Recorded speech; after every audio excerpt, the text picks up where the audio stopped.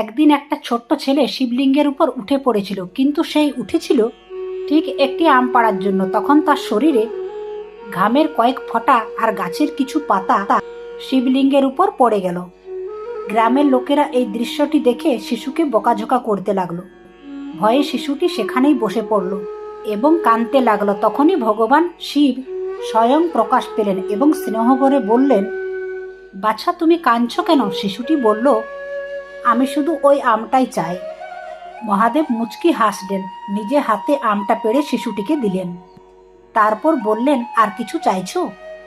শিশুটি নিষ্পাপ ভঙ্গিতে বলল, আমার মা বলে বাবা এলে আমাকে অনেক খেলনা এনে দেবে, কিন্তু বাবা তো কখনো আসে না। আপনি কি আমার বাবাকে এনে দিতে পারবেন? মহাদেব চোখ বন্ধ করলেন, হালকা হাসলেন আর বললেন, বাছা, তুমি বাড়ি যাও, সেখানে তোমার বাবা অবশ্যই আসবে। শিশুটি বাড়ি ফিরে সব কথা মাকে বলল। মায়ের চোখ দিয়ে অশ্রু ঝরতে লাগলো। তিনি বললেন, বাছা, তোমার বাবা তো পরশুদিনই আমাদেরকে ছেড়ে চলে গেছে। শিশুটি জিজ্ঞেস করলো, বাবা কোথায় চলে গেছে? ঠিক তখনই দরজায় টোকা পড়ল।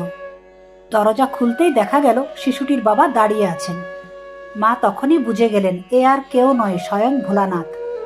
কারণ যার হৃদয় পবিত্র, তার কাছে ভগবান শিবও বাবার রূপ ধরে এসে দাঁড়ান। এই রকম ভগবানের জন্য কমেন্টে লিখুন, হর হর মহাদেব।